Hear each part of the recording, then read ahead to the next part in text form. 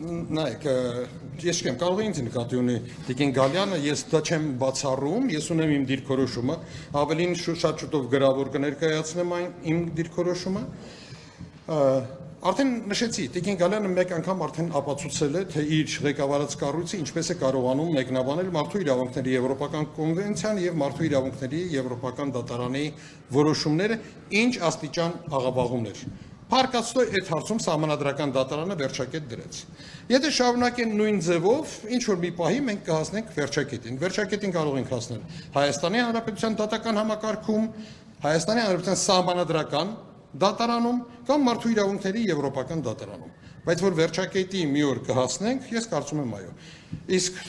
այստեղ այն պայքարը չի, թե ով առաջինը կասի, որ մյուսները հիմա սկսելու են մանիպուլացնել։ Դրա մասին չի խոսքը։ Ես արդեն նշեցի, որ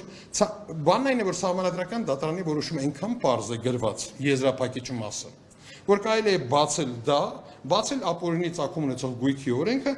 կարդալ եւ ձեզ վստահեցնում եմ, խորը իրավական գիտելիքներ չի պահանջում այն ճիշտ մեկնաբանելու համար։